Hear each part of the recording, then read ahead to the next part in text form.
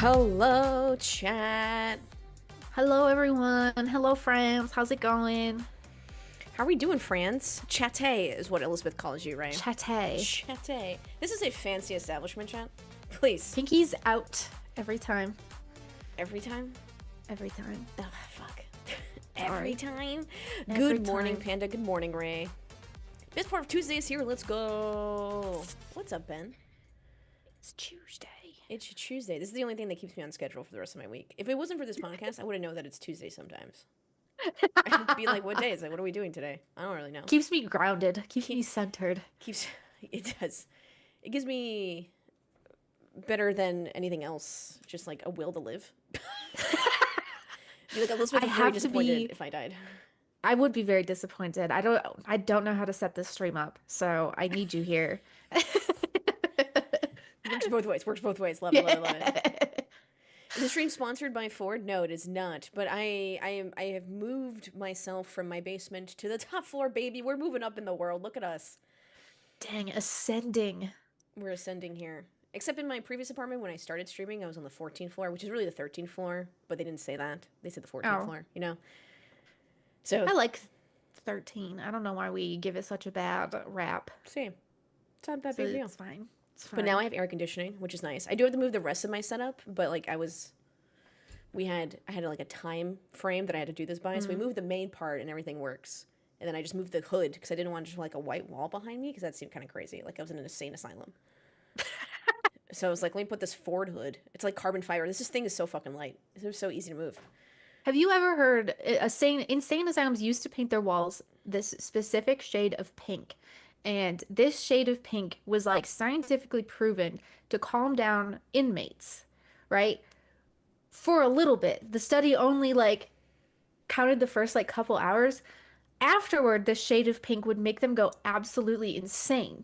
So they were using this color of pink in like jails and insane asylums and like all of these places where people need to calm down. And then they would calm down for like an hour. And then after that, it just made them even more violent and aggressive and like throwing hands. It took them forever to figure out like, oh, this color pink, this like Pepto-Bismol pink actually makes people upset.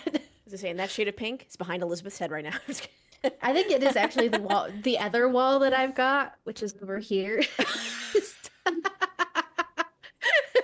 This explains so much.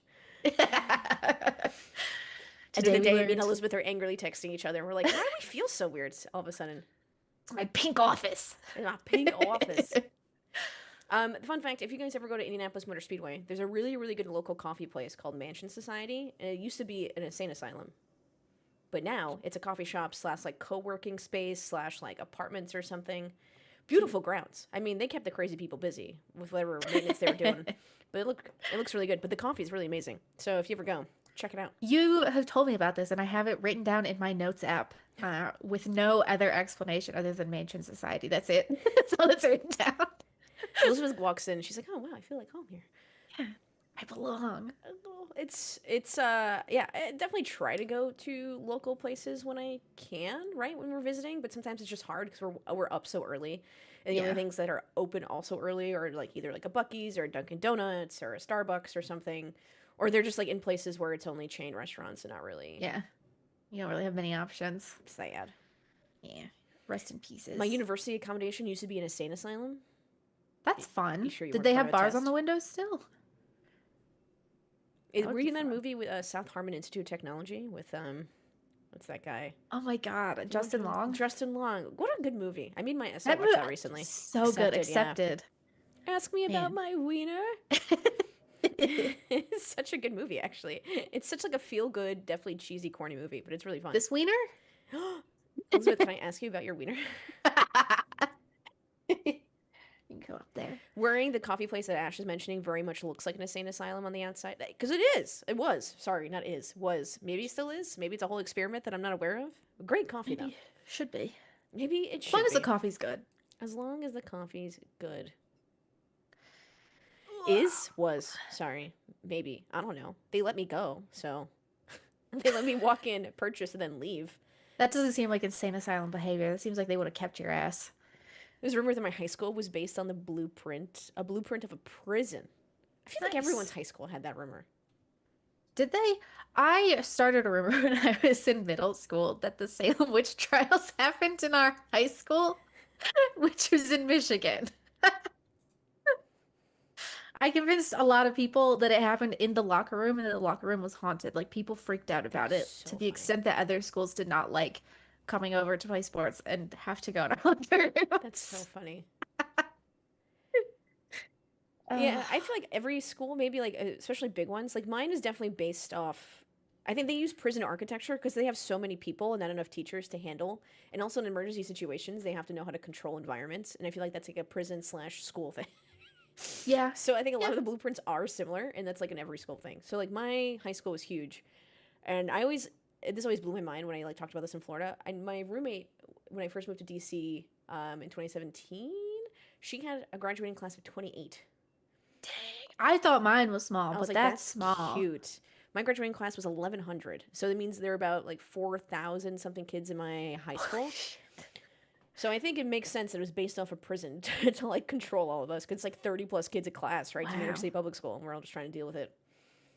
That's insane. My graduating class was like 60 something. Ben Just a says couple of guys. 113. Just a couple A guys. lot of You know folks, so many people then. a lot of folks showed up for graduation who I hadn't seen in like 5 years. They still graduated, so I don't know what happened. Mine was 350. Yeah, that seems like a little bit more normal. High school was in a business parking lot. Mm, that's unfortunate. My high school was the high school my mom went to. Oh my god, how fun. Yep. Gang's all here. Gangs away. You remember me? Remember this offspring? Remember this I'm spot? back. I'm back. It was homeschooled. Oh my god, HCATs really? That actually explains That a lot. explains so That much. explains so.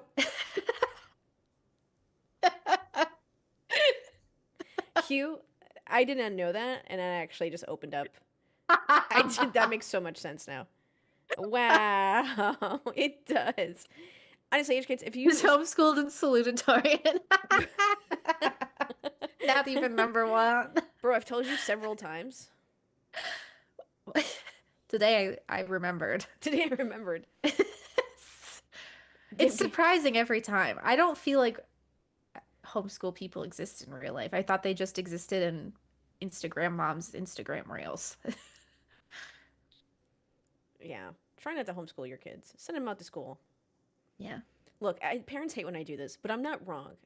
It's at some point in your life, raising a child to an extent is like raising a puppy, and they have to get socialized. Okay, Yeah.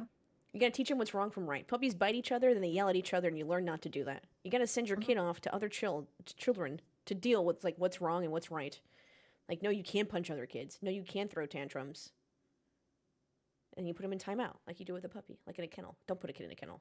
Don't follow my rules. But like, you just like put them in another place, away from them. See, I like your thoughts, so that was not how it worked for me. I just routinely got my ass kicked a lot in school until I became the ass kicker. Oh, hell's yeah. Yeah. My Joker moment was when I was like 6 and someone gave me a face wash. I don't know if you've had it with snow. Usually you'd like grab snow and shove it in someone's face, but they did it with ice. And I went home with cuts all over my face, and I was the one who got in trouble at school because I tattled. And I will never ever forget that moment. And from that day on, I decided that I'm just evil, actually, inside. You're like the little kitten I see on Instagram that's like, looks like a cinnamon roll, will kill you. Yes. You didn't get bullied a little bit by other kids, build some character? Yeah. Yeah, but like a little bit. Like a little bit. Yeah, yeah. But like our school, we had the bad kids, and then there was me who like never spoke a word to anyone because the first day of school, I got my head held between my knees on the bus for an hour and a half on the way to school. So I never spoke a word to anyone, and they were like, "Great, you can sit with the bad kids and keep them in line." So that was my most of my school until I decided I was going to become goth, and no one was going to talk to me anymore. Man, that explains a little bit too. Jeez. Anyone else want to talk about Tis their high school experience here? any trauma dumping that needs to get done. Francis says just a little. Once I was the tallest or among the tallest, it stopped. Oh. That's nice. Once you're bigger than everyone else, you're like, oh, never mind. I actually can't fight you from that height. Just flick them. Gone. I think I was like in the middle. I think I just Yeah. talked a lot and I was smart. and sometimes I did other people's homework for them. And then other Ooh, times they got me things in exchange for doing that. nice. Nice. I like that you had a little side gig. Yeah. I was a talker, A yapper. a yapper. Yeah. I joked around. I fit in a lot in different groups. You get a chameleon, you know? Yeah. Yeah. I was not. I was not. You're like goth, done. Goth, silent, awkward, very good at school. That confused a lot of substitute teachers because the teachers would write in their little sub notes like, if anyone needs help and you don't know how to do this, just ask Elizabeth. I'd be like, all right, who's Elizabeth? And I raise my hand, my fucking 6-inch platform boots, fucking red eyeshadow, and they were like, you're fucking with me, right? And it's like, no, I'm good at No. one thing, not dressing myself, but school. Dude, same. Oh my gosh. Speaking of dressing yourself, American Apparel was really big when I was in high school. So like those like hoodies, especially like the American Apparel was big in like the Warped Tour scene stuff Yeah. too. So Yeah. like, and that's like the kind of music and places I went to. So a lot of American Apparel. And then I watched this documentary recently on Netflix about how American Apparel, the CEO, was actually an absolute piece of shit Oh, Skedio. and like sexually harassed his employees. And I was like, when did this happen? I distinctly remember like everyone was in American Apparel, and then eventually like we just went off to college in our different places, and like obviously I'm Yeah. not gonna wear American Apparel hoodies in fucking Florida because it's so hot. And then I never heard about it again, and then it closed down. I'm like, that makes sense. Like no one wants to pay this much for like basics or whatever. Like the trend kind of Yeah. died down. Then watching this documentary, and I was like, how did I not hear about this? And now he's the CEO of Yeezy's of Kanye's fucking clothing company, which makes sense. I 'Cause he's can't- also a piece of shit. I can't say that's shocking. No, I cannot. Yeah. Who in the Warped Tour scene wasn't a piece of shit? There was like some bands that were good. They There didn't was get a far because couple. they weren't pieces of shit. But Yeah. some bands were okay. Others were not. Like 5 bands, yeah, out of the 50 on the lineup. Absolutely. Man, I loved Warped Tour. Me and my mom used to go every year. My mom would come with me. Oh, Go to that's so sick. a parking lot in San Antonio, Texas every summer. Always miserable. Always a terrible Oh, time. it's also My it's so miserable. my mom in the fucking Bring Me the Horizon pit with me. Phenomenal. So many good memories. I remember one year I went in Boston and it was just raining. It's just muddy AF, but we still partied. Whatever We did. kids do. We had a rainy year once, and my mom felt so bad for this one girl because she had clearly just dyed her hair pink and it was running all down her face. And my mom was like, "Here, take a poncho. Here's some snacks. Do you need $20 to go Yeah, get that would yourself go. something to drink?" It's like the mom of everyone who was there. She should have a sign that said like "Work for Mom" or something, and everyone would come up to her and be like, "What do you need?" She just she looks like a mom, and she had her backpack on, so like you kind of knew. You knew. Yeah, Oh my God, she how always cute. also had the like umbrella. Always had an umbrella, even if it was sunny, covering kids up, making And- sure no one got in the sun. I mean, smart. Everyone loves the group mom, especially if they're someone's mom. Yeah, my mom. We should bring Elizabeth's mom on the pod. Oh my God, I Does she know bet you'd the- love it. How much does she know about motorsports, Elizabeth? Not much. Perfect. Done. Sold. The whole episode would be us trying to convince her to watch certain motorsports. Oh, she sent me a video the other day of Stadium Super Trucks, and she was like, "This looks like fun," and I was like, "It does, but it's dead." But yeah, it used to be great. Used to go to Indycar all the time, and like you'd be talking to someone in the paddock, and suddenly a car's flying over the horizon. Okay. Great. So there's a 24-hour race where they race on lawnmowers. It's called 24 Hours of Lamo. Oh my God, that'd be funny. Would she watch? I don't think she'd go for the full 24. Would she be our You're asking team a lot. mom if we had a team? Yes, 1,000%. Oh my God. 1,000%. She would go all in. If I've ever been published in anything in print, she's bought like 50 copies. Like she's the best. Oh, that's so cute. I hope you signed all 50 copies. I have not signed any of her this year. You gotta sign something for her. Jeez. I think I signed one, but I have to do the rest of them. I think I signed the one and I like wrote a really nice note in it and she was like, "Oh, now I can't sell it."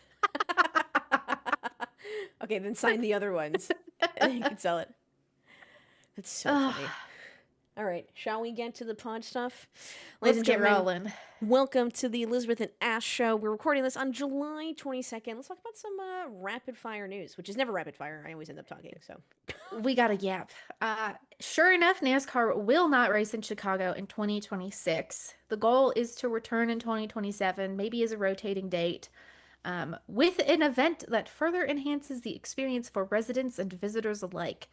So they did a good job of improving the logistics of this every year, just didn't end up working out. But we will potentially instead be going to San Diego. Racer has reported that they have seen concepts of the plan for the race at the Coronado Naval Base in San Diego. They have concepts of a plan indeed. Likely the July 4th weekend, and it's expected to be announced Wednesday. So tomorrow, if you are listening to this live, or yesterday, if you are listening to this on Thursday when it goes up on Spotify. So something else. San Diego's fun. I need to ask a stupid question. And I'm Yes. going to ask this proudly. Yes. If they're racing on a naval base, it's Uh-huh. an active naval base? It's a great question. I don't know. How does I this, think so. How does this Yes. work? As Do you someone who's think worked for the government, knowing how strict they are when I entered the J. Edgar Hoover building, how is it going to work? it's a great Are there question, going to be actually. any? Are they just going to like the cars are only going through the naval base? Like no fans there probably in that section. We've We've done this already before. done this before at Coronado. How am I supposed to know? When? I'm a new fan. Yeah, when? They do air shows all the time on naval bases. The only air shows I've ever been to, I've been on the side of A1A. I've never been inside a naval base. I don't think I have either. They hosted a sports car weekend. Okay, but then how did that work? Yeah. Do I need like a Did TS they let clearance? Like fans what's in? going on here? Do they need my social security number when I buy a ticket? Are they gonna? Are they like petting me down at the entrance? Like, what are we doing? Are they going to You look through can my sniff social mom, media to see if dog. I've made up any tweets about JD Vance? Which I Yeah, definitely have. exactly. I'm going to make that my fun wallpaper actually before I go. Oh, you just get sniffed by a bomb dog? Aw. I Good put some boys. kielbasa in my pockets? No, you can't give said dog pets, Ben. You know it's working. He's employed. He's You can't employed. do that while he's employed. Social security number, mother's name and name on your first car. Jesus. Don't pet no working dog. Ben goes, yeah, I know. He just wants to pet the dog. Call it a tip. Good boy. But yeah, we've potentially a new race. Potentially, they're thinking like on the runway and the taxiing area. So interesting. we'll see how that goes. We should know soon, apparently. So we'll Yeah, find out. the track does not look, or the predicted track does not look very appealing. No. But also, did Chicago's track look very appealing? Yeah, but it was sick. It was sick. But when I saw the layout for the first time, I said, Fair. So I will wait and see. But also, because it's a base, I don't know if they're going to have to, like, you could probably, you probably don't need the barriers and stuff. So it's probably going to be less interesting. Interesting. Also where it is, it's so San Diego, but it's like still you have to like go over a causeway essentially to this like other part of the. I feel like the traffic's gonna be a pain in the ass. Yeah, if you're going, just plan accordingly. Yes. Yes. That's all I ask. I like San Diego. I've been 2 times for work. It was fine. Mhm. It's cute. The naval ships are terrifying. They're They're huge. big boats scare the fuck out of me. Like they just terrify me. So So you're it not was a weird. cruise person either. Oh hell no. You will not catch my ass out on a cruise. I don't like water that much, to begin with. So putting me on a boat into water. Yeah, I think I'm gonna go, but while we're there, we'll visit some national parks. Absolutely. While we're already on the East Coast. Yeah. Gotta put it Also, together. Los Angeles will be hosting the World Cup if this is kept on July 4th. But San Diego to LA is about 2 hours, but it's gonna be a nightmare to find a hotel. Jesus. LA hosting the World Cup. That's crazy. How fun! We love sports. Anyway, Sports. see you all in San Diego. Yeah, see you there. Legacy Motor Club has filed a lawsuit. They've been involved in a lawsuit with Rick Ware Racing for a while because Rick Ware Racing allegedly backtracked on signing a contract to sell a charter. So Legacy sued Rick Ware. Rick Ware countersued Legacy. Now Legacy is suing the broker of the deal, essentially TJ Puchier. I don't know how to pronounce his surname. Chris will probably tell me how to do this.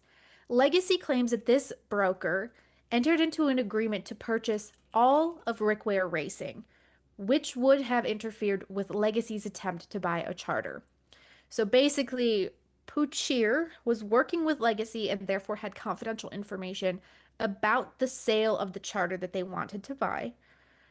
Legacy is arguing that he instead worked behind the scenes to upend Legacy's deal by offering to buy the team as a whole and also apparently made personal attacks against Legacy co-owner Jimmy Johnson.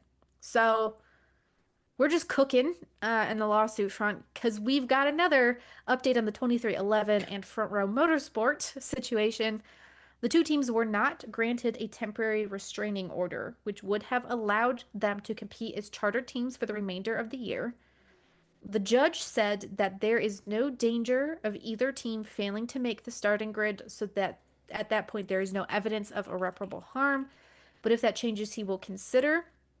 NASCAR has now since added a rule that says NASCAR, at its sole discretion, may elect to limit the number of entries for a race to 40. In such instances, open teams will be determined based on team owner point standings. So this would give those teams kind of put them in anyway. So Doesn't that just prove their point that NASCAR can just like change the rules?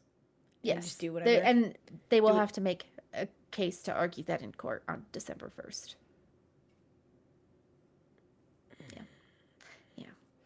Okay. Yeah. It's just like this further proves, like everything they do or just like say, Yeah. just to me further proves their point to me. Yeah. Yeah. Yeah. We'll So see. good luck to the legal team who hasn't taken a single W in this entire shit show. Yeah. According to Denny Hamlin, apparently we'll be seeing something on December 1st. Yeah, we It's gonna will. blow all our All will minds. be revealed. All will be revealed as he We'll see. as he won Dover this weekend, which we'll talk about a little bit later. But Yes. which is kind of We'll see. we'll see. Let's get to let's talk about Indycar first, because we have some Yeah. thoughts. Indianapolis car took place at Toronto. Fantastic circuit. I got my first ever two-seater ride there with Ooh, Zach nice. Beach. It's so much fun. It was like riding a roller coaster. Colton Herta got pole position, but Pato Award ended up winning. Santino Ferrucci wrecked in the morning warm-up, so he did not start the race.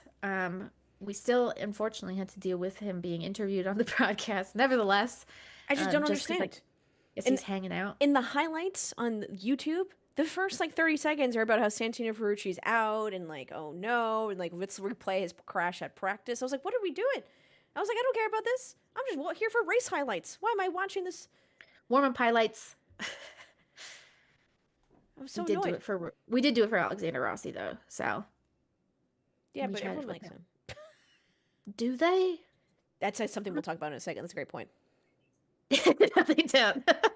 It was a really fun podium this weekend. Yeah. Pato Award had really great pace on the primary tire. He struggled to get the alternates working, but he was so good on the primary that he was fine. He got a smart strategy in play, while Alex Pilot and company struggled with strategy for once. We'll talk about that in a second. Kiffin Simpson got his first ever podium in a two-stop strategy, aided by the fact that there were a ton of early yellows that helped him kind of extend his tire life and gasoline life. And Renus VK was up there challenging for a win.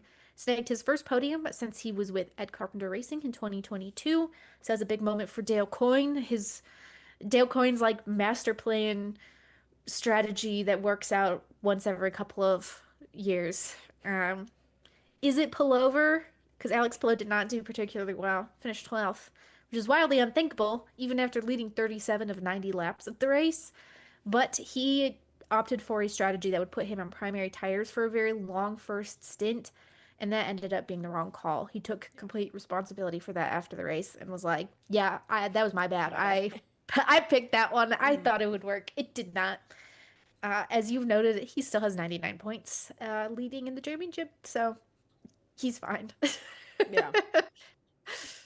We have 4 more races to go. Yeah. I Yeah. believe so. Yeah. Yeah, he'll be fine. He's gonna be fine. He can skip one if he'd like. He can skip one. He can skip 2. He could go do something else. Two is ballsy. 2, depending is who ballsy, wins, yes. depending rank is 99, not 100.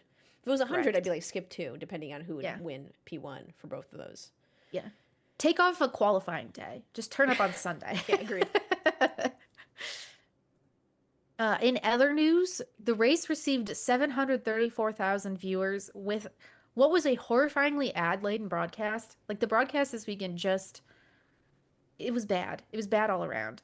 I was really annoyed, and I like annoyed to the point where I was thinking about this 4 hours after qualifying and stopped making dinner in the middle of making dinner to go over to my husband and say, I'm still annoyed about the qualifying broadcast because they were very informal and I didn't like it.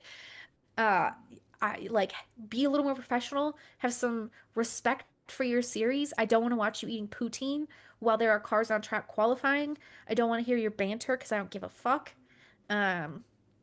It's bad news bears. So Yeah, the broadcast was rough, and I think some folks in the Discord denoted that while we were all watching together. And then I've seen some things online. They keep is it Will who keeps saying this? Like, they keep saying elbows out yeah, when they're side by side racing or something, or there's like a little argy bargy. Everyone keeps saying elbows out. There's yeah, no other word in his vocabulary to talk there's about not. battling besides elbows out. Yeah, So a lot of people have denoted that. James Coker has denoted that, has made tweets about it and things like that. There's also a really yeah, bad tendency of not showing what the fuck we're talking about. Or like the camera completely misses whatever happens. And I was like, how did we do correct. this? And the replay sucks because the replay still misses the majority of the thing. You see another camera just like pan really quickly. And I'm like, We've heard an accident happen somewhere in the distance. We've got our camera from 5 turns away zooming in to catch it. I don't know what's going on, if they like the more chumminess of it or it's just Fox being Fox. When we knew, when NASCAR fans heard that IndyCar was going to Fox full time, there was a lot of comments saying like, oh, Godspeed, or like, good luck. Yeah, And everyone was like, oh, you're just being a little dramatic. It's not a big deal. And it's like, guys. yeah. It's been a big deal. But it's still IMS Productions, isn't it? I'm just confused about how. Chris was saying something about CTV this weekend. Chris, can you type away in the chat and add on to this? What that implies. But the CTV, because of Canadian television, apparently there were more broadcast ads necessary for this to cover it or something that he has mentioned. It's just not good overall. And I don't really know. Fox has been in the motorsport production business for so long. It was CTV on the ground producing the broadcast for IMS Productions, who then gives it to Fox. So they're paying another person, another company, effectively, to do this. There's more ad breaks apparently required. There's also the reason why this was a Peacock only race during the NBC days. It just wasn't great. Fox just distributes. Look, man, I just don't like the booth, and I'm going to say it Yeah. again. Yeah. I think there's room for opportunities and growth. Sorry, I forgot we were supposed to be ass kissing. Dude, that lasted like a day. Didn't know. That was 30 seconds. The moment I realized I couldn't Irish goodbye anymore, I was like, I'm done. I'm done. I gotta say goodbye. If I can't just walk out of a party, I can't. I'm done. I think we can say everyone in the booth obviously has their strengths, Yes. and obviously I think they're not utilized correctly. that's exactly what I was gonna say. They're being put in charge of things that they probably should not be doing, which I think is we should have a dedicated play-by-play guy. Like we should have a person whose job is this, who knows IndyCar. Will Buxton is a great analyst. He is very fun. Like put him in the pits, have him do the pre-race show, have him do Yeah. interviews. I think he has a lot of strengths in that regard. He was great while he was in the F1 TV broadcast in the same exact role. James Hinchcliffe is a great color commentator, adds a lot of good information. Townsend Bell, Could be good. I'm just gonna say Townsend Bell. They We just, they obviously know what they're talking about. It's just the way yeah. they decide to do But it. do they? This is my question. Do Oh, they? Because I interesting. talked to you about this before the show. But like the pit stops, what do you Yeah. mean? They they don't know how long a pit stop takes. They're like looking at this like, oh, that was a good pit stop. And it was very clearly a slow ass pit stop. It was very clearly awful. And then they're like, I wonder where he'll come out on track. It's gonna be a tight battle when they rejoin. And then the fucking other guy that they're battling with is 6 corners away when they get back on the track. And I'm like, how we've been doing this. This is not a new phenomenon. This has been an IndyCar phenomenon for like a decade at this point. But like, what are we doing? Has there never been, can we not get a fucking timer on the pit stops or something so we can like see how Actually, long this no. takes? Yeah. Like, this shouldn't be that difficult, but we're up here in the booth speculating anyway. And then it just, me and Chris are sitting at home like that's clearly not a good stop. And they're over here like, whoa, look at that. It was a quick stop for Joseph Newgarden. No, fuck, it wasn't. It was long. It took forever. What are we doing? I think Ah! I think the other one I denoted to you before we started stream was I think it was Will who said this, but chat, correct me if I'm wrong. Incident happened. He's like, "Oh, guess they're not jumping into the pits." I was like, "They can't. No one can. The Yeah, pits are closed. close. What do you mean?" You're like, "Oh, guess they're not going to the pits because they can't." Will, they're not allowed to. You know this. This has been a thing for the past X number of races. Right on, dude. What Red do you light is on. like? If this was like your first day, I'd be like, "Oh yeah, Will, but like Yeah. was probably just reading the rules and like just forgot. Like it's not Formula One. It happens. No worries." But even in This is Formula like One, 10 that's not races in. allowed. 13 races in. We have 4 races left out of the 17. We're 13 races in. How do you not know the pits are closed at this point? It was just bad, honestly. It's just bad. They had to zoom out to show the sign saying pit road was closed. Embarrassing. Just embarrassing. Yeah, I just don't know. How do you fix this? I don't know what the answer is. I don't Me neither. know. I want to say throw it out and start over, I love but I don't want aftershaves. them to do that because there are still things about it that I like. But maybe it's just me being sentimental and holding on to IndyCar being bad because it's what I love. I don't know. It was just very brutal I and don't think you not have to fun. nuke it. Like I feel like again, like to your point, I think Will Buxton would be great at like talking about the storylines before the race, talking Yeah. to the drivers. He's really good at getting the when you talk to him, I think they like warm up immediately and there's Yeah. like it's like a good conversation. He Yeah. is good at that particular thing. Yeah. But like thinking quickly and doing the color commentary in the moment and like needing to say something, he's like grasping at straws. And I think Yeah. he's really good at like doing the research and then coming to it and then having those conversations or doing those Yeah. talks or like leading him. Yeah. Hinchcliffe obviously knows how to do stuff. I feel like he's fine in the booth. He just needs someone Yeah. else that's not Townsend Bell.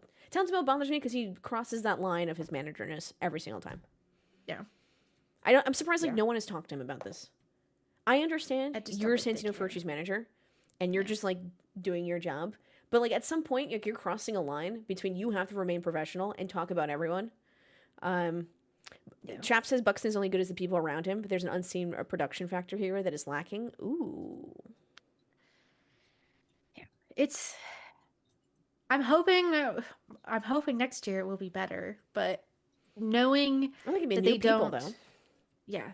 But the thing is, like, they also don't train anyone for this kind of role. They like just stick Oh, former yeah. drivers in the booth. They just let these things happen, right? They just assume that everyone is already qualified and already understands how to do this, and they don't necessarily. So I think that's part of the problem. Is it just is like, I don't know, a mess. What's their pre-race? Do they have a pre-race show or like what's the vibe? I log in as I only start watching as soon as like the They green flag formation lap. They I have a don't. little bit where it's like the three commentators will like chat somewhere for a little bit, and then they'll have Jack Harvey down doing like a grid walk. Um, and I mean, it's fine. I like Jack Harvey. I know a lot of people have not warmed up to him, but I think he's just here to have a good time, and I think that's kind of a nice vibe. I think if they gave him proper Um, training, he would do great.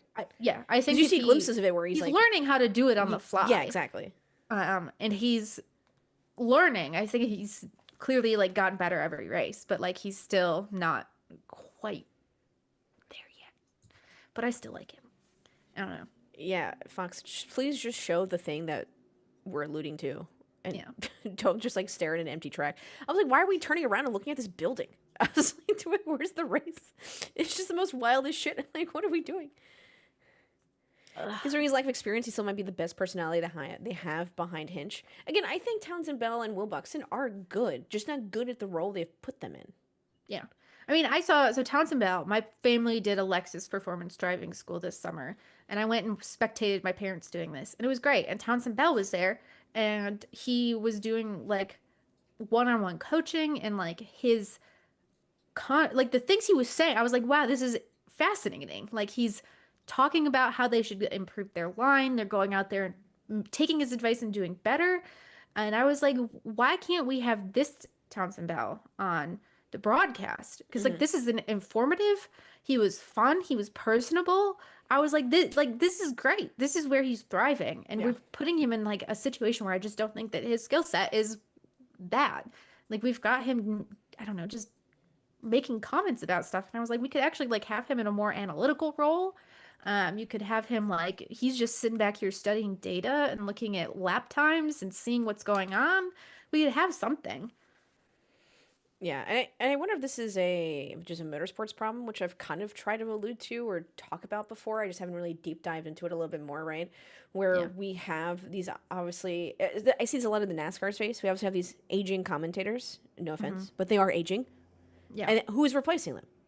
I don't know who is going to be in. Yeah. Dale Jr. is unfortunately not going to be with us forever. I wish. Yeah. We can try and do a Walt Disney World and cryo freeze his body, but I'm not that crazy. So I just like don't know who is going to fill in. Yeah. And Yeah, I don't we think they're have a really ton like of great trying. options. I see some younger people in pit road and getting those opportunities. I just don't see them in the booth. Like that doesn't translate every single time. Yeah. I just Futurama Dale Jr. head in a jar. Exactly.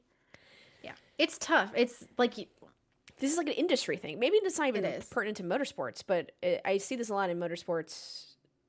Or I see it more in motorsports as a sport I pay attention to because baseball has their local markets. Yeah. Seeing younger people talk about hockey and start doing the shows and then they do the etc. This is like a really big thing for motorsports. I feel like an issue that we haven't discussed or like really thought about because we never realized that we need to start training people. Yeah. But despite all of Fox's best efforts, Toronto was fun. I enjoyed it. Colin Ilott finished a record high 8th place this weekend after qualifying 12th. It was very funny, his interview after qualifying, where they were like, yeah, you know, it's 12th. And he was like, yeah, I should have been able to like get more. And I don't know why I'm mad because 12th is really good. Yeah. But I think I could have done better. He had a strong race. Alexander Rossi did not. He brushed the wall at turn 11, but the barriers were like slightly askew. So he brushed it, should have been able to get out of it fine, but because the barrier was like in the way, he clipped it and it completely demolished his Posted race. a video on Twitter afterwards, right? Yeah. Or Instagram, both. Yeah. Where he was like, so. "Oh, something was gonna happen here." Yeah. Team Penske, girl, got Scott McLaughlin pitted on lap 2. Dude, call up Big Raj. Is he okay? I don't know. The team didn't put Scott's tire on properly, so it drove off on its own and he crashed. Joseph Newgarden got caught in a random weird wreck, a slow speed wreck, where Jacob Abel and Louis Foster made contact in front of him, but then they checked up, and Joseph didn't really have anywhere to go, so he ended up like scooping one of the cars up over top of him, and then we were like, came back from commercial break, missed the whole restart, just come back from commercial break. There's a fucking car on top of a car. So that's cool. Thumbs up to that. I would like to denote in the highlights, they didn't even talk about Newgarden. They showed the Louis Foster, Jacob Abel thing, and obviously Newgarden's in that pile. No mention of him, and they've moved on to the next highlight, which I'm starting to think the highlight reels are AI. They probably are. No mention of Newgarden. Yeah. All of a sudden, he was gone. And I was like, oh, okay. The poor man was so, you could see he was so frustrated. Like they zoomed in on him and he just was pissed off. Power clung to the wall while battling up front and finished, but not super well considering he probably could have been up in the top 5. It was a weekend. We're not quite sure if Toronto is going to come back. There's a lot of rumors that it is going to be off the schedule next year, potentially replaced by something else. The vendors were informed that maybe this isn't going to happen again, so don't count on this for next year. So we'll see how it goes. Mark Urban, you guys might know him as a motorsport videographer, obviously works with like brands like Ford and such. He was at Toronto and he mentioned that he talked to some vendors and they haven't heard that yet. It could also be a change of date because of the World Cup situation. So it's still very much in the air. Yeah. Yeah. So they've got that, but I think also if you looked at the trackside signage, we were not great this year. Yeah. For ad space and whatnot. The crowd was decent. The But if you're unfortunate not, viewership number, 700, what was it? yeah, 730 734. something. Ugh. Yeah. Turnout is fine, but it's like not as good as it's been. I mean, I know a lot of folks from Canada who are like, don't support America in any form or fashion, so I can't imagine that this is helping anything about that. So we'll see. Especially if it's on Fox. Yeah, exactly. It's not doing. See how it goes. Not doing too hot. I like Toronto. I think we should stay there, but I also understand. Speaking of, we released a podcast episode. We did. Oh my God. On Monday. We got to talk about that. Yes. Just real quick. Yes. Speaking of willpower, we got to talk to Willpower. Ash got an invite and asked me if I wanted to come along, and I said, no, do your thing. And she said, you should come. And I said, okay. Elizabeth's my emotional support journalist. So I was like, I'm interviewing Willpower. Elizabeth, can you please join me? I'm scared. We did it. Willpower's It was great. fun. He was really nice. Yeah, he was fantastic. We talked about his career, his son, whether he wants his son to go into race cars or not. And the answer is no. I asked a question about his legacy, and I feel like, not that I broke him, but I was like, I guess no one asked you this question ever. Yeah. Because usually everything else was like, he's like been asked this before and had an answer for it. The legacy thing was like a nice discussion. And like, oh, how do I think about legacy now? And I'm like, oh yeah. But I mean, I don't know. I guess people don't think about what happens after. Yeah. I think it's great, honestly. I love Willpower. I think he's fantastic. He was so nice. He was so open about everything. Yeah. Well, he's a phenomenal guy. Yeah. Every IndyCar driver that I've ever interviewed is great, but Willpower is his own kind of, I don't know. He's very friendly. He's very informative. Has a lot to say. Kicked off, it was good. Watch it. Listen to it. Don't watch it. Whenever you upload listen a to video. podcast. Yeah. Willpower on Elizabeth and Ash show was released yesterday. Yes, it was. So he should be there. Bill Check it out. Powell. Thank you, Willpower. Thank you, Laguna Seca. I'm so excited for that race. Gosh, when was that race? The finale? It was the final race of a season. Was it 2022? Probably. 2023? What am I thinking of? That was a shit show in like the best way possible. Because it was the last race. People just completely forgot how to race, in my opinion. Yeah. I'm so excited to see it happening. It's going to be good. It's going to be good. Yes. Yeah. NASCAR at Dover, the Monster Mile. The Monster Mile. NASCAR, the Xfinity race got started and was rained out. So Connor Zilic was leading at the time and was declared the winner. Cup practice and qualifying were also canceled due to rain, so there was no driving. There were new tires this weekend. They had a new tire compound that they introduced. Oh. Yeah, it did not end up playing a massive... Oh. It didn't really... I don't think it... I mean, we would have noticed if it had screwed up. Right. But I don't think it was... It did its job of lasting and being fine, so... But it was a kind of a concern of like, oh, we don't have any practice on this. We have literally no idea how this is going to go until we start the race. So let's see what happens. The cancellation of practice and qualifying, they obviously denoted on Twitter, X, whatever, that they were going to use, how did they say this, chat? NASCAR tweeted out and they're like, oh, we're going to use a formula or like a performance-based metric to do this, to like calculate start. And I was like, can you just tell us what the metric is? They're like, no. Performance-based metric according to the rules. And I was like, okay, can you just copy and paste what rule that is so I know what we were doing? No. I had to go on like J-Skis and like figure it out. And like there's like 70% this, something's owners points, blah, blah, blah, blah. And it's just like, why didn't you guys just say this or like make it simple? I just don't know. They just made it sound so elusive. Yeah. According to a formula and the rules, we're going to do it this way. I was like, but what is it? Big brain geniuses. NASCAR using math too woke.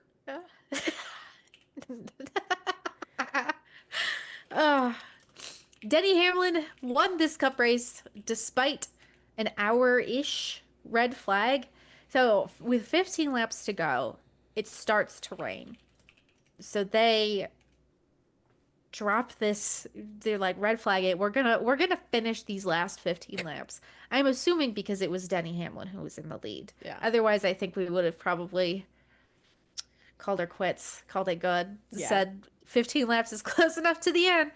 But alas, we did not. It rained. They dried it up.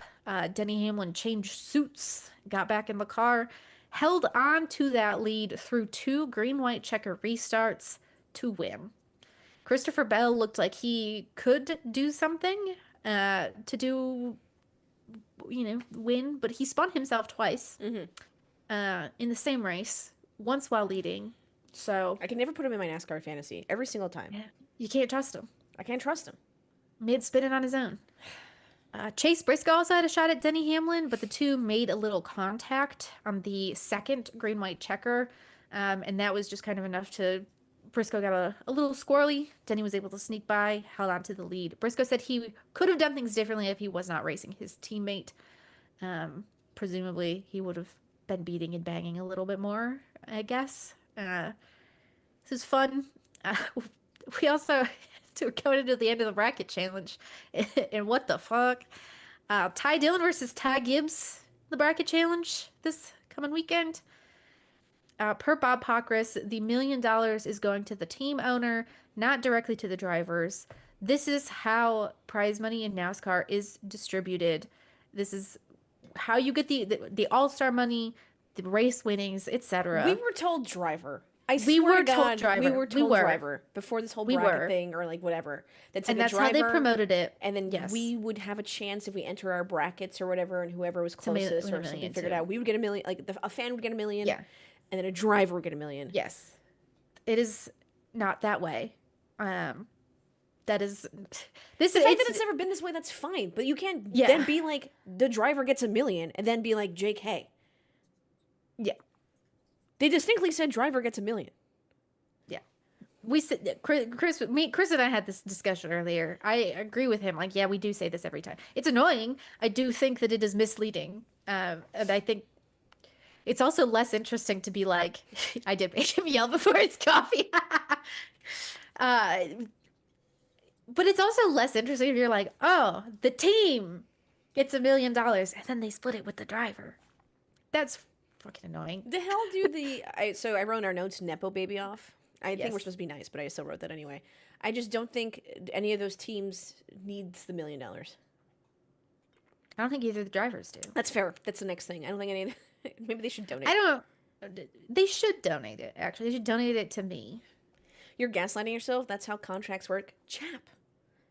First of all, simmer down. Second of all, you can no.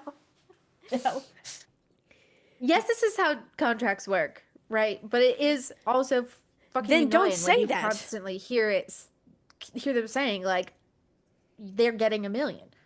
I don't care if they're not getting. Your favorite driver has a chance to win $1 million.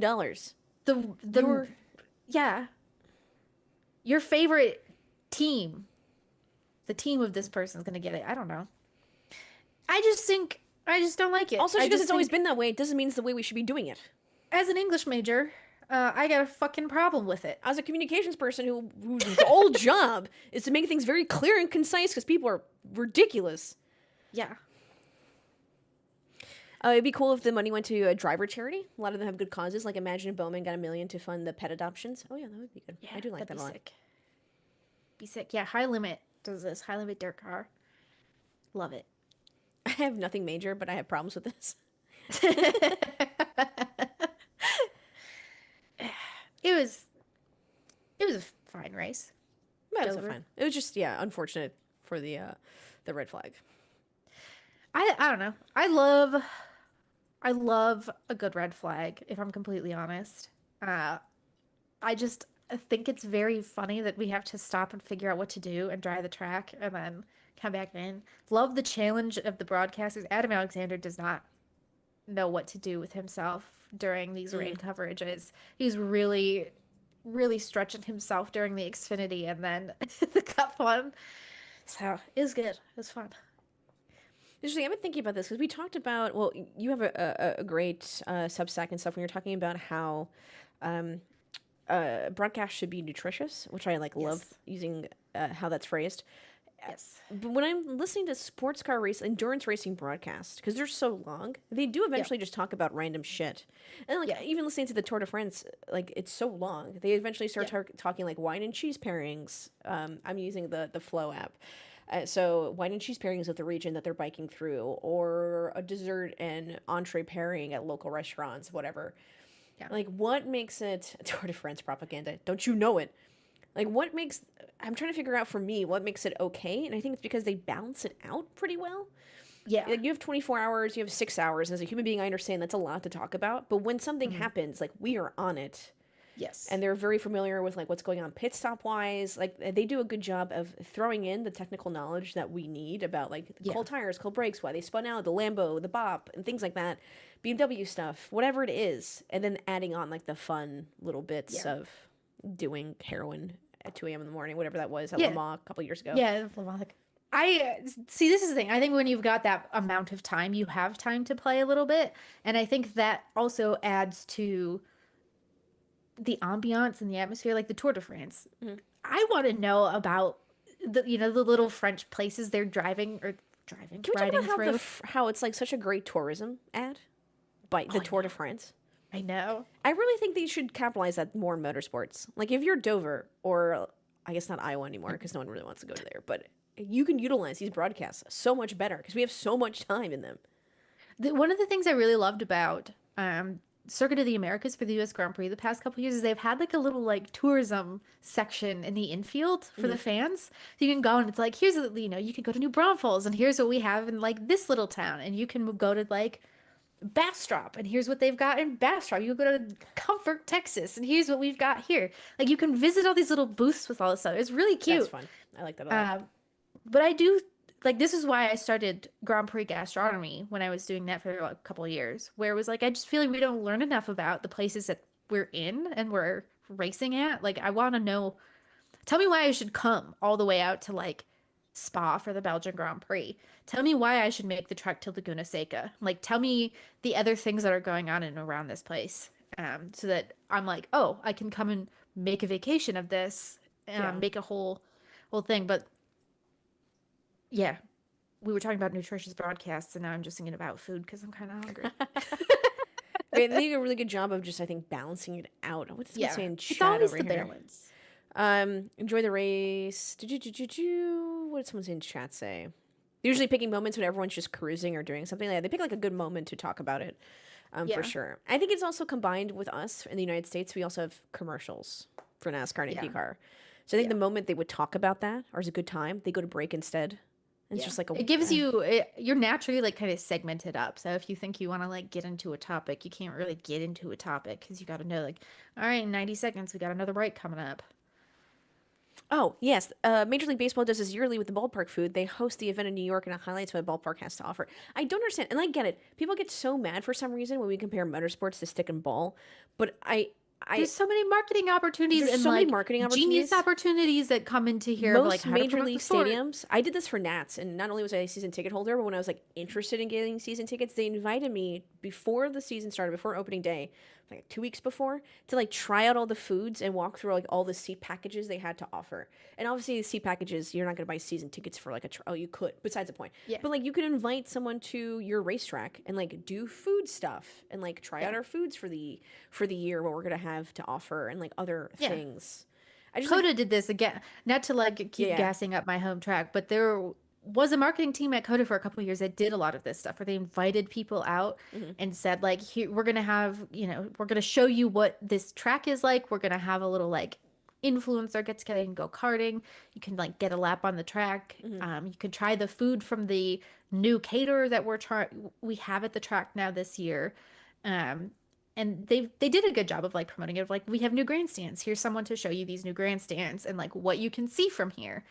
And then they haven't done it since. But I think that should just kind of be a thing for everything. Like, I want to know, I don't know, even just at home. I want to know what they got in Austria. Yeah. Yeah, I think there's a lot of opportunities, and I just don't know why we don't like. Yeah. I feel like these are like such low-hanging fruit, if that makes sense. Yeah. I just don't understand why we don't dive into that. Yeah, we should. We absolutely should. Or like capitalize on them. There's so much cool shit. We go to cool places. So there We is could like a talk about that. food something for the Daytona 24 hours and like some endurance races. I've been invited to something. It's like, oh, if you're here, we'd love to invite you to like a food tasting while the race is Yeah. happening or something like that. But it's That's while the cool. race is happening, and it's like a VIP experience, so you have to like add it on to a ticket Mm. if you were to come. Like it's not like you get invited. I've seen that. I have seen that. Yeah. I forget what it's called, which I guess is fine. Yeah. I walk by it all the time when I'm at Daytona. I understand we can't compare this like motorsports to stick and ball, like the actual racing to a baseball Yeah. game and things like that. But I think there's this marketing stuff that baseball does really well, and I just think other sports use influencers and content creators way better than motorsports does. That's a Yeah. whole other separate episode. Yeah. But I just think there's so many opportunities that we're just missing out on because we're trying to be different when everyone does them because they work, and you can just make them Yeah. yours. Yeah, exactly. I don't know. I don't think that there's any issue with that. It's every track is different. Every race is different. They each have their individual characters. You could do something freaking cool with that, and we don't. And it's a crime. It's a crime. And we're wondering why racetracks close and we're on fucking street circuits all the time. It's like, ugh. Sheesh. Speaking of this weekend, what you guys should be watching anyway. We are going back to Belgium. Yeah, the best track in the Formula world, One. baby. Ooh, bold, bold. What I'm track not. is better I'm than not Spa? saying I disagree. I'm just saying I've never been, so I can't say. Oh, attending and I think racing wise, Spa is incredible. Yeah. Yeah. You can't hide in Spa, right? You have you have to be really fast. You have to be really technical. Like if you're not good at Formula One, like you know, like if you're not good at racing, I know by watching you at Spa. Like sports car people where I'm like, Yeah. oh wow, you're really quick, and then they go to Spa. I'm like, Jesus, Yikes. I guess you weren't as good as I thought you were. Spa's definitely like Same. a driver's favorite track, but I think it's a driver's track. Yeah. I love Yeah. Spa. I think it's neat. It's one of those. It's one of my bucket list racetracks that I would love to go to. Like it just seems so cool. The history of it. I'd be out in the fucking woods hunting for like memorials and shit that they've got out there when they shorten the track. Ugh, a girl can dream.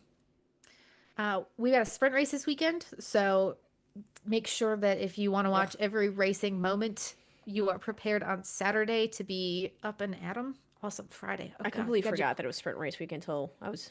I was making my watch or like my times list because I have to convert all of the time zones so I know, put them all together on my calendar. Here's my work schedule and here's my watching race car schedule. And I was like, Jesus Christ, it's a sprint race. Yeah, sprint at 6 a.m. Eastern.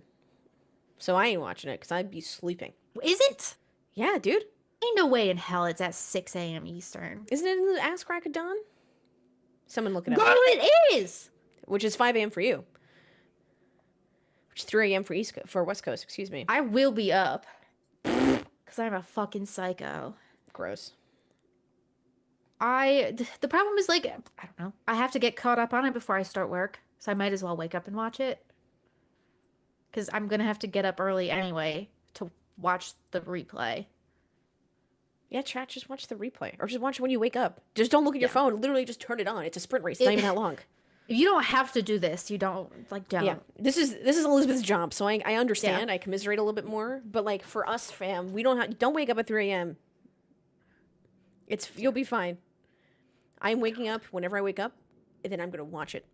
And then I'm not gonna look at anything, and then I'm gonna be done in like 30 minutes. And then I'm gonna talk online.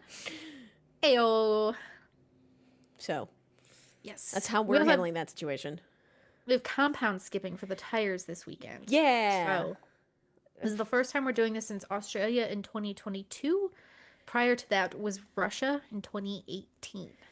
Yeah, they're trying to encourage, obviously, a two-stop race, not make it boring. But in my head, the weather is ass. And it looks like this is kind of a moot point anyway, considering how Spa is. I was going to say, it's a very interesting track to demonstrate this because you probably will end up on the, like, intermediates. So, all kinds of goods. Compound skipping basically means we have C1 through 6. This means usually Pirelli selects 3 compounds, so like 2, 3, 4, all in one. And that will be like the soft, medium, and hard. This weekend they're gonna do like 2, skip 3, 4, things like that. So we also have the Brickyard 400. So NASCAR fans, let's roll. The Cookie Monster is gonna be the motherfucking Grand Marshal. I hope they It's have awesome. shirts. I hope they have shirts. I would buy the hell out of one. Catherine Legg got approved to do Cup, so she is doing the double this weekend, Cup and Xfinity. I'm hyped. I love her so much. I love Catherine. And Goodyear is bringing new left side tires. They ran at Pocono this season, but the right side tires are the same as last year. I've seen some people be angry about the Cookie Monster thing, which is wild. NASCAR What? is going after the 5 and under viewer. It's sad, just sad to watch a great sport implode on itself. 25 years, NASCAR has gone from the Intimidator to Cookie Monster. Imagine hating the Cookie Oh, I'm Monster. sorry. I'm sorry. I forgot that this fucking morning, you know what I was looking at? Crock pots. Crock pots from like 2000 that they had labeled with all of the NASCAR drivers. For me, that's soft as fuck. It's a crock pot. I'm making dinner in that thing. Why don't we get the kids involved? Get Cookie Monster out here. Insane. Insane. I think that's pretty cool. I don't know. I don't understand what the problem with Cookie Monster is. Yeah. Dale Earnhardt made a TV commercial with Taz. I'm sorry. Do we not have the fucking Tony Tiger on race cars? Like, did we not have M&Ms on race cars? We were already targeting the fucking 5 and under viewership. We were already going for it.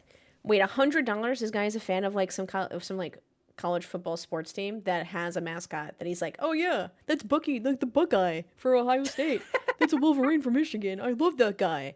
I bet like he Yeah. loves mascots, but not when it comes to like Cookie Monster, you know? Also fun PBS. Let me see. Yes. I'm probably 100% right.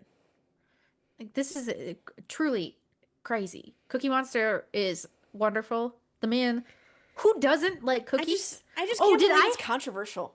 Have I ever told you about the time in middle school when I pretended I didn't like cookies? No. Because I told one of my teachers this, and I was like, yeah, I just don't like cookies. I've never had a good one. Because I knew she would dedicate a day in class to everyone bringing in their favorite cookie recipe and doing a like giant cookie swap. So I got us a whole day off of doing any actual book reading to eat cookies all day and rate them, and then had to admit that yes, actually, I do like cookies at the end of this, but it was very fun. Elizabeth lore goes brrr. Everything you learn, insane. Go Cookie Monster. Well done, Elizabeth. Thanks. We also have IndyCar at Laguna Seca this weekend. I don't have any units. You're gonna watch it. Yeah, we're Elizabeth playing 5D chess in middle school. Yeah, agreed. Yeah, straight. I actually think there's a lot of other racing happening and occurring, and I will check. Marco posted in the Discord in the general motorsports chat. Let me scroll in case you're looking for something else. Squall. Those are the big ones. Is MotoGP racing this?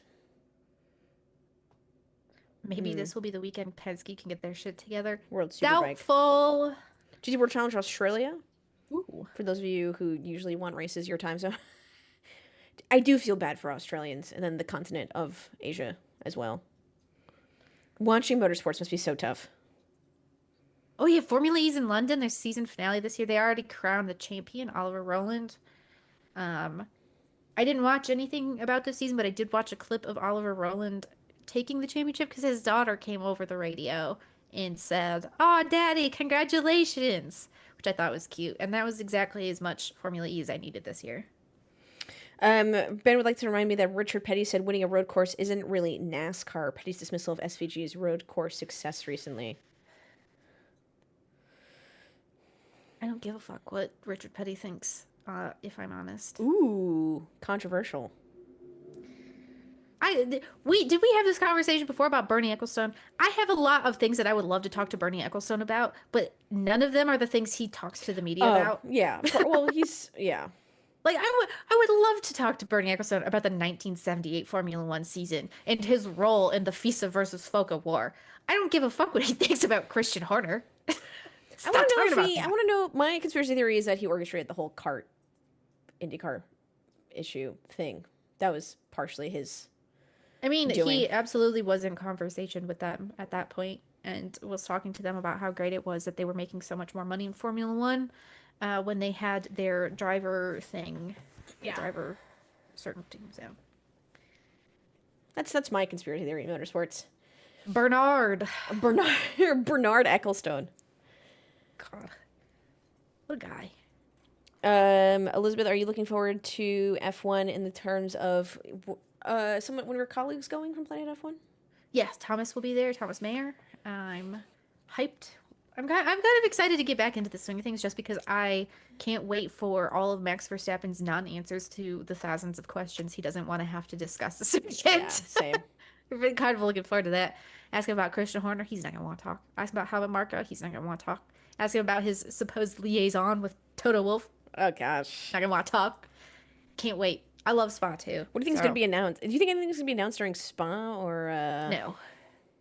I don't think anything. Summer break? So I have a big brain theory on this one. Oh, let's go. Actually, I think that this is all I think Max is staying at Red Bull, at least for 2026, right? I think he's holding out until then because we're going to have such a big revolutionary regulation change next year that I think he's going to stick with at least a known quantity and then see what his options are. He's going to see who's the best of the best with the new regulations, and then he will make the move. I think it's worth it for him to stick it out one more year. Yeah. Just to see where it goes, because at least you've got to, he knows where that car is going, unless it's extremely bad, which I just don't think it would be. But, this is the guy. Are you going to discount the opportunity that, maybe Aston Martin is really good, and you move to Mercedes and sign a 5-year deal with Mercedes, and Mercedes just fucks the regulations? I think it wouldn't sign 5 years. There'd definitely be a year or two commitment. Yeah, but I also think Mercedes wants to get that commitment. So I think we're gonna get. It's gonna be a loggerheads kind of situation. I don't know. We'll see. Maybe I'll be wrong. Bookmark this one. We'll see. Bookmark this. And yeah, it makes sense. I don't see that happening. Well, I also didn't think Lewis would leave Mercedes. Yeah, I also didn't think Christian Horner was gonna get fired. So it's crazy that even Zach Brown was I assumed he would one day get fired. I just didn't realize it would be today. Yeah. Everyone was kind of shocked by that one. Yeah. So that's my thought process on this. If there are any more major announcements coming up, I think it's probably going to be summer break. It'll be the first week of summer break, and then they're going to shut down. It's so weird that we've had such a long break, 2 races, and we have such a long break. I cannot get over this. We have another one in September. Oh, do we? How long is it? Yeah, I think it's 2 or 3 weeks again. Oh. Yeah, because I was supposed to.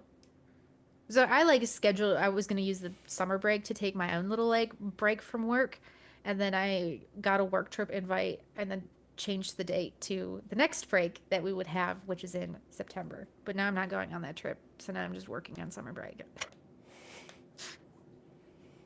Yay! Yay! All right, chat. Don't forget to tune in to everything. Elizabeth, what do you have this week for chat?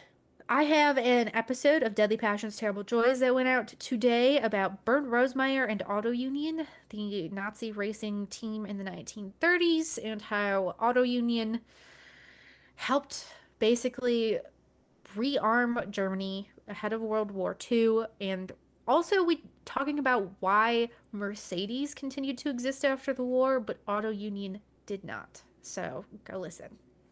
And then she'll be on call for all of the race weekend stuff. So make sure you click, you read. Yes. Enjoy. There's all sorts of goodies out there. I'll be doing a watch along for the race. I'm not up at 6 a.m. Do not. You will not catch me outside on that one. But I will be doing a watch along on Sunday for the Belgium race. Best racetrack in the world. Oh, I get to wear my Belgium sweater because it's finally cold up here. How fun. Cute. My spa circuit. We love that. All right, chat. Remember, be kind, rewind, hydrate, support local, including your local racetracks, take your meds, touch grass. Eat cookies. Eat cookies. Don't be like Elizabeth. and be like, I'm No, scared of be cookies. like me. Tell people you don't like them, and then convince them that you need to try every cookie in existence, and they need to give them to you. Oh, I've never had a red velvet cookie. What Yeah. chocolate? What chocolate chip? Chocolate chip? I've I've never had a good. See, the thing is, I've never had a good one, and then it's a personal challenge because then they're like, my grandma's chocolate chip cookie recipe is the best, and you're gonna have it, and you're gonna change your mind. I'll say, I don't think I will, but let's see, and then they do it. Yeah, what's a macadamia? Oatmeal Yeah. what? I've never I heard of love these good things, oatmeal guys. raisin. Yeah, I think my mom has the best recipe for cookies, and you're like, oh, I forgot to bring them. Thank Yeah. you for yours. Whoops. Bye, chat. Bye.